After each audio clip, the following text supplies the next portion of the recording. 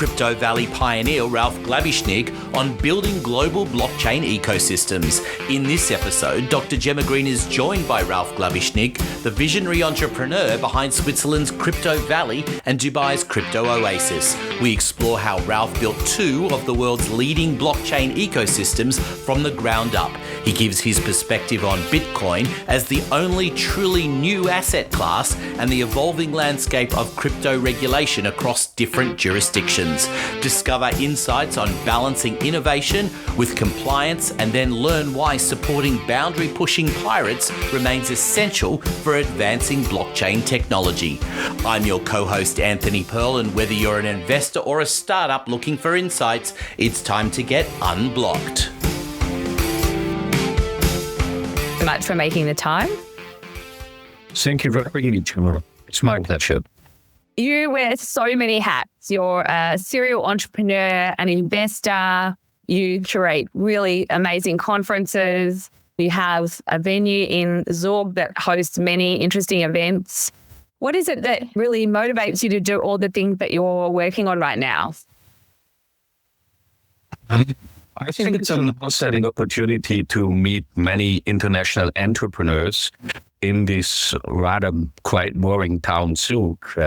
Like I met you and your Jemma, and in 2013, this Crypto Valley, how we call it today, started off. And the Crypto Valley is the centerpiece of a blockchain revolution, right? And we got a lot of super interesting people coming here, and this is really motivating me. I mean, that I had the chance to meet Vitalik, that I had the chance to meet Charles Hoskins, Dominic Williams, Lily Leo from Solana, and a lot more. That's super exciting. So in the early days, we said the Silicon Valley moved to the Crypto Valley. Yeah. Mm.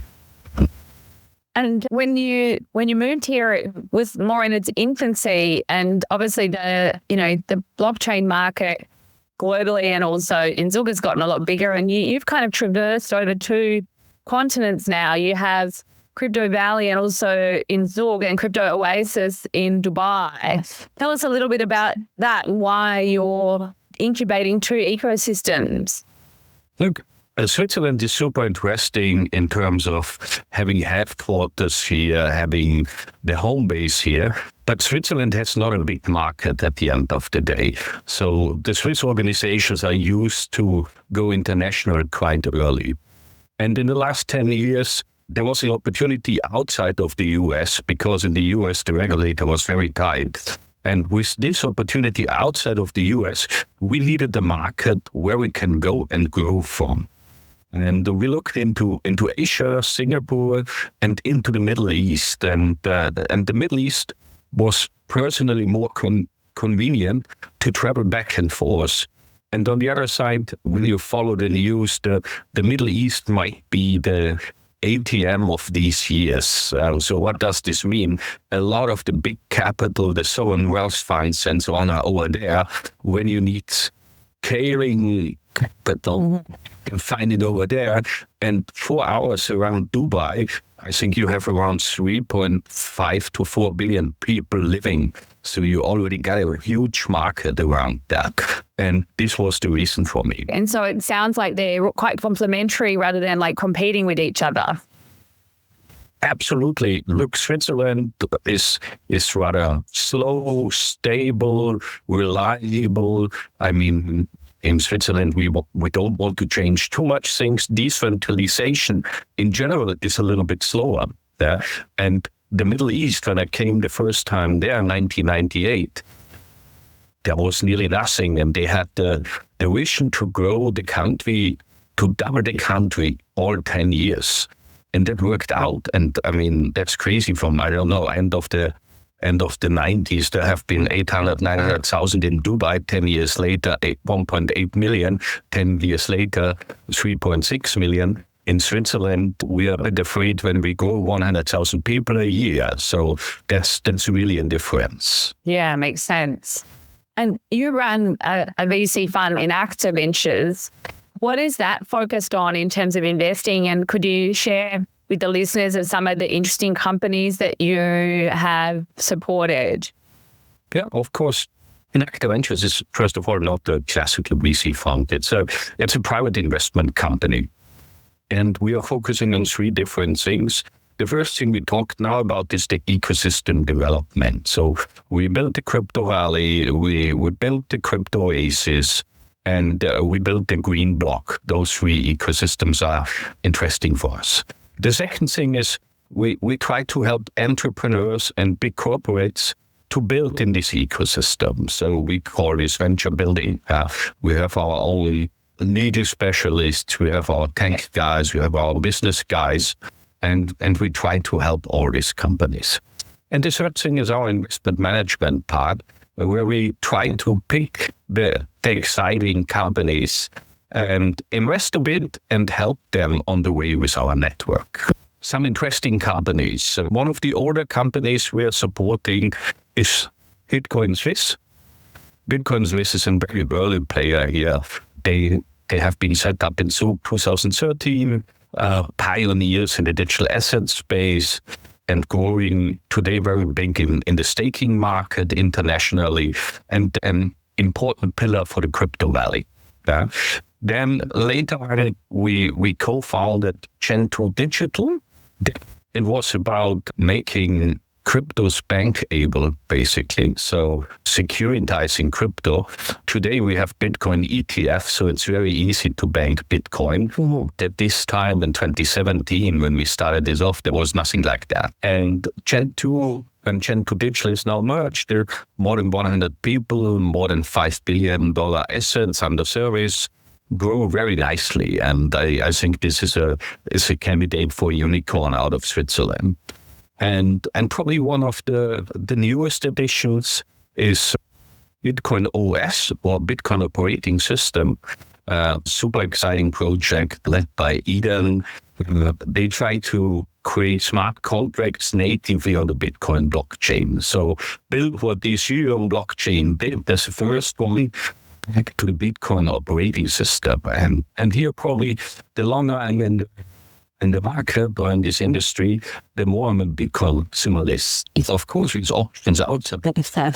But we all know the biggest value of the market is still in the Bitcoin place. And activating Bitcoin for DeFi and making it accessible out of our blockchains natively, super exciting. And what would you say, as a person that's looking at different companies that you might invest in or support with your venture studio, what do you notice about the kinds of companies that are coming up now, and what are you noticing about what's happening in the Middle East compared to Europe? Could you just give a little bit of color to what you're experiencing from your interactions in the market? Absolutely. Look, Switzerland is famous for the layer ones at the end of the day. I mean, the headquarters of around 60% of the layer ones worldwide. This kicked off, of course, with the Ethereum Foundation. We still have Michael Lise here, one of the two early guys in Ethereum. We have Cardano, we have the Web3 Foundation, we have Solana, as you very well know. Mm-hmm. We have Tezos, we have Definity, we have Hedera, Hashgraph. So a lot of the big players in that space are here. We're not celebrating this enough, in my opinion. So this is not so well known worldwide that this is the fact. The second big thing in Switzerland is banks being open to digital assets. I think we have 34 banks in Switzerland where you are able to custody your Bitcoin, where you can trade and so on. And 34 banks, this is, I think, more than the rest in the world, where you can have custody of digital assets. On the other side, what Switzerland is not strong in is in retail products. So we try to get exchanges like Bitfinex or later Binance and similar ones to Switzerland, and the regulators just not open for it. And I understand it because the Swiss market itself is very small. I mean, you have 9 million people, and you also can't run a bank out of Switzerland and offer the service of this bank.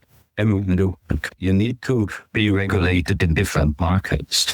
And the UAE should into something to host all these big exchanges. I mean, Binance, OKX, Bybit, you name the big ones. they're licensed over there. When we started in the UAE, the crypto Oasis, together with DMCC, the DMCC Crypto Center, we talked about unregulated business. So we talked about tech companies, about provenance projects, so not in the financial industry. And now in Dubai, there's the regulator called VAR, Virtual Asset Regulatory Authority, and has been, in my opinion, the fastest regulator in the world. I mean, they also onboarded FTX. That was probably not only a success in the case, but all the big exchanges came there. And before, Spain had a little bit of this role where Spain was the first one collating big exchanges. And this is an interesting USP over there. Now slowly we see these exchanges also coming to the European Union in the MiCA license. And there we see, for example, Vienna, where OKX and Bybit went. Finance is in France. Today, the news came out with Bitget that they are going to Bulgaria. So we see these big exchanges coming to Europe. And that makes sense because the EU, I think, we have 430 million potential customers there, 430 million people there. And so there's a sizable market to be regulated in that. Gotcha. So, I mean, you just talked about like a lot of layer ones in Switzerland and a lot of exchanges in the UAE supported by the regulator there really being very dynamic. From an actor's perspective, given those two kind of, I guess, contexts, what do you see in terms of the differences of companies, new companies coming out that could be interesting for you to support with your venture studio? We try personally to not be too much involved in fully regulated businesses. So we have seen when in Switzerland, Amida Bank or SEBA at this time and Signum got created, we got the opportunity to be a potential early shareholder, but we declined that on this time. I'm a bit libertarian and hoping for the DeFi market at the end of the day.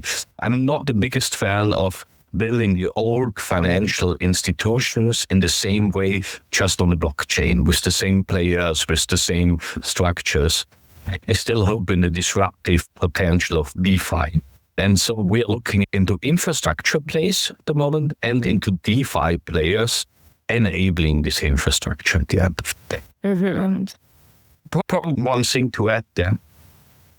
When you look into the blockchain space, the first thing is you need an infrastructure, so you need layer ones or blockchains where you can build on. Yeah. And when we came into the space, we started quite early to try to invest into applications on the infrastructure. Now, 8 years after, probably we have to say we have been too early with that because the infrastructure was not ready. So the next years, the success was really like building the Ethereum, Solanas, Cardanos, Tezos, and so on in this world. Not every of this layer one is a success. And probably there are too many layer ones already today. But we need the infrastructure where we have enough security, enough throughput, where we are able to scale and can have enough transactions on top of it. And I mean, your own project is a very good example. I think you tried several layer ones until you ended up now on the Solana main chain. And this is the first layer of the infrastructure. The next layer of the infrastructure is probably DeFi infrastructure, tokenization infrastructure on top of these layer ones, or like now Bitcoin OS, which tries to get smart contracts on the Bitcoin blockchain and connect with the other blockchains.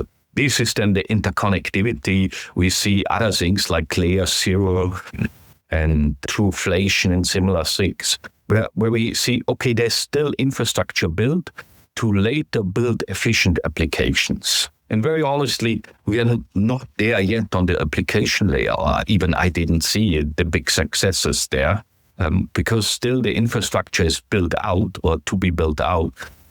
But I think we are close. And so in terms of, and thanks for explaining the kind of infrastructure piece, which is kind of like from what I know and what you just said, the building blocks to allow the emergence of like an equivalent financial system that could be like a more efficient version of what we see in traditional finance or TradFi. Absolutely. Absolutely. Look, the things which have been built out, like centralized exchanges, basically, this works out, very successfully. Another very important building block are stable coins. And when we see the success of Tether in the last year, for example, the financial success of Tether, we see this is a scalable business, $140 billion in it, making a lot of profit on that side.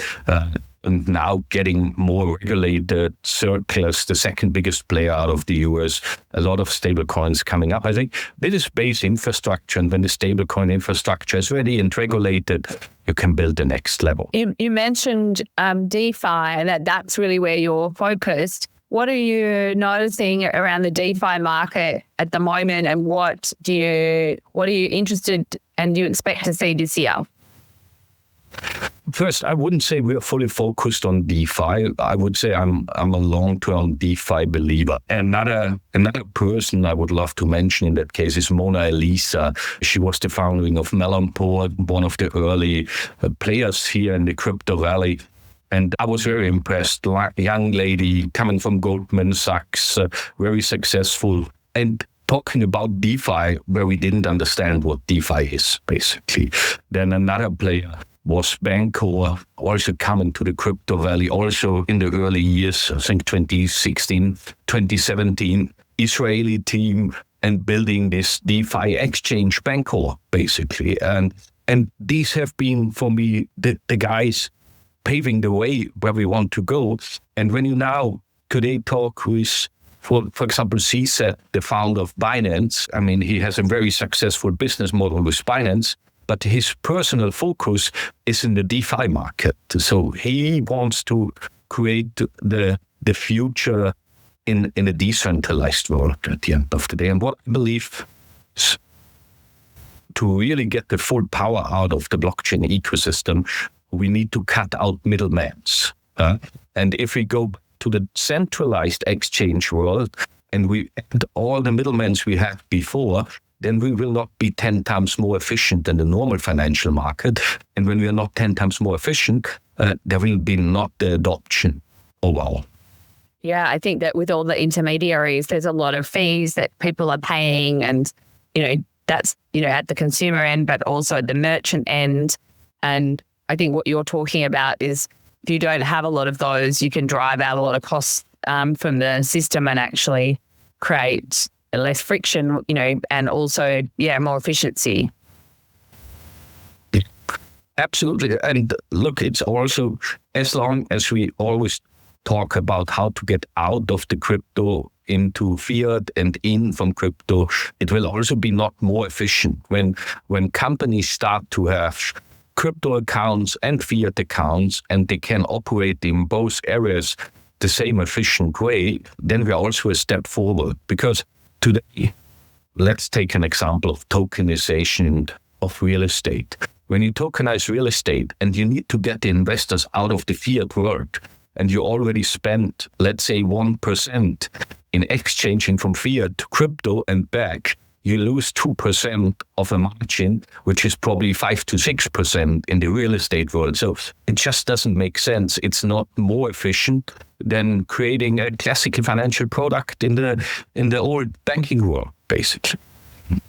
Yeah, so to build on that a little bit further, Ralf, where do you feel like the lowest hanging fruit is that it is going to happen first? Do you have a view on that, or is it a bit too early to say? Look, what we see is that the most successful products tokenized are products with no physical backing, because the physical backing is always a complicated thing. You need to make sure that doesn't matter what it is, gold, real estate, whatever, that it's really there. There's no automatism to tokenize that. That's the reason why things which are really fully digital are the easiest to tokenize. What have we seen? We have seen digital art. You remember the CryptoPunks, which was a big success. And I think still that the CryptoPunks will be there in 20 years as well. They are originals. What didn't work out? Tokenizing of a physical art piece. Because when you tokenize a Picasso, which has $5 million of value, there's no 100x opportunity. There's also no 10x opportunity attached. And you need to make sure that you really have the Picasso and who is doing that. And in real estate, we see at the moment a little bit a similar thing. The margins on real estate can be interesting, specifically in the UAE, but it's not 10x opportunity. So the crypto space, what it wants today, is either a stable way, so stable coins, or the 100x opportunity. But at the moment, no one or nearly no one is interested in 6%, 8%, and so you're not going into crypto for that, basically. No, I think that, particularly those people that, hold crypto like Bitcoin and Solana and are looking at redeploying that somewhere else, it has to outperform those kind of benchmarks to be interesting. And I think for that reason as well, those sort of traditional assets tokenized are not necessarily where people want to allocate their portfolio. The biggest success is Bitcoin. Look what Michael Saylor is doing. It's nearly scary. I think yesterday, again, another $2 billion announced to buy Bitcoin. And the Bitcoin dominance in the market is still growing in total. And for me, I think the only really new asset class is Bitcoin. And when we talk about other new asset classes, the most of it is venture capital or private equity. So investments in startups, when you buy a token, it's not a new asset class. Even Solana or Ethereum or so is for me not necessarily a new asset class. It's the token of this ecosystem, and the token should be used for something or not stored.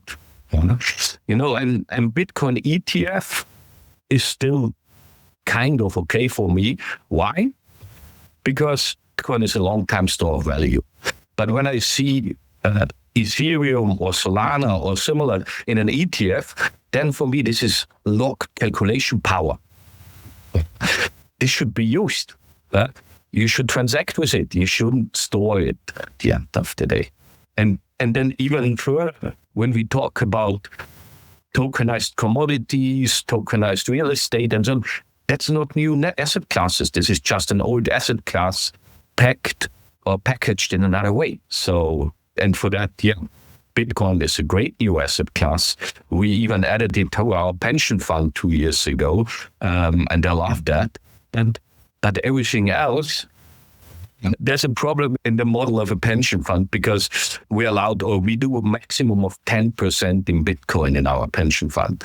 That means we have to sell every year some Bitcoin, what I wouldn't do normally. But because of the you can retire earlier. Didn't think through at the end.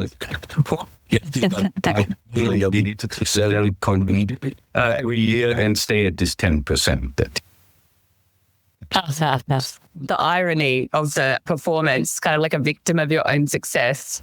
Yeah, that's really interesting. I really didn't think it through at the beginning because you put 10% of your pension fund in, the 10% go up to 28%, and the guys from the pension fund tell you, hey guys, we have to sell Bitcoin. Why? Okay, that's it. Ralf, can I just jump in? I'm just interested because you talked a lot about regulation and you talked about that's kind of in some ways restricting things, but yet on the other hand, you're looking to see there more opportunities and more creative endeavors. So how do you strike that balance and where do you want to see the creativity start to flow again? Look, I think in the beginning, when you do something, you're always in front of regulation. And now is the question, is the topic you're working on, is there need to be regulated or not? And specifically in the blockchain space, it's very often with move of value, so it touches finance, and then you need regulation. And so let me take two simple examples. When Bitcoin Swiss started in Switzerland in 2013, I think it was not clear which regulation they need, where they are heading, that they would need at the end of the day a banking license. And they just started to transact and to work and be self-regulated and move on. And then when the regulation is clear, it's very difficult to get a pioneer like this who did transactions for 6-7 years into a regulated market. In a global comparison, this is, for example, Binance. Binance also started in the gray area, doing probably not enough KYC, AML in the beginning. But now Binance is investing hundreds of millions or probably billions of dollars into creating regulated entities. And it's much more difficult than, for example, SEBA/Amina and Sinum did. They first raised enough money to get to the banking license, and they didn't do any transaction before they had the banking license. So this is, for me, the follower generation. But without the early ones, let's call them the pirates or the guys taking a risk, we would not get there. So I'm always interested into the pirates. I'm always interested into those who are taking the risk to explore something new. And the Bitcoin blockchain was probably the first thing, and the Ethereum boys, that was the second thing, when they said, hey, we might disrupt the financial system. And this was also one of the reasons when they searched all over the world for where do they want to set up to come to Switzerland, because they had in Zug open minds. They said, okay, you're building something where we have no clue at the moment, but we're going to try to help you to set this up, basically. And these innovators being early, where it's not clear what kind of regulation you need, this is exciting for me. How do you continue to encourage that, as you called it, almost piracy at the beginning, that need to be out there and ahead of things, because you want people staying a step ahead? Look, I think you always need to find your niche. And what I like to encourage these companies, work with regulated entities, work probably with a regulated bank, but add something what doesn't need regulation. So you can stay with your startup in the non-regulated way, and you have probably a partner which has the necessary licenses to do the things which are fully regulated.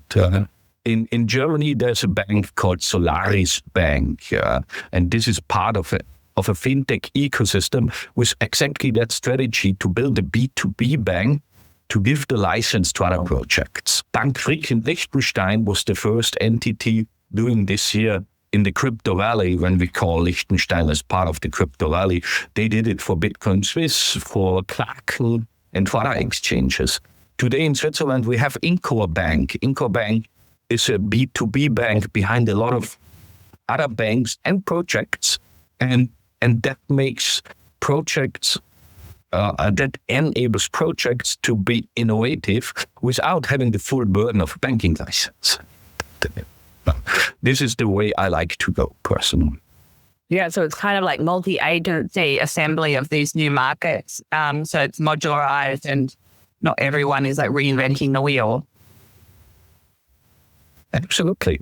I mean, look, regulation is important and we need it. I mean, I have interesting friends in my community, like Bruce Fenton, the founder of the Satoshi Roundtable. He's very extreme, says regulation is only overhead and it doesn't help us at all. That might be a point of view as well. But I think regulation is there to protect consumers and should not be there to stop innovation at the end of the day. So you need to find a way to talk with the regulator. I remember when we started off the Swiss blockchain task force in Switzerland, I think this was in 2016 or 2017, to get the regulation in Switzerland changed. It took them 4 years to change the laws in Switzerland. And Switzerland has a way to be low regulated. So there have been only a few small changes in the laws. On the other side, Liechtenstein created a blockchain act with 160 pages, fully new. And I'm not sure what is the right process. Both processes lead to a target, but I like to have lower limits on regulation and try to keep technology out of regulation at the end of the day, because technology is always faster as the regulator can be. That's all for this episode of Unblocked. please check out the show notes for information on Power Ledger and other contact information. We welcome your comments and feedback, and please hit subscribe wherever you are listening. This podcast was produced by Podcast Done For You. We look forward to your company next time on Unblocked.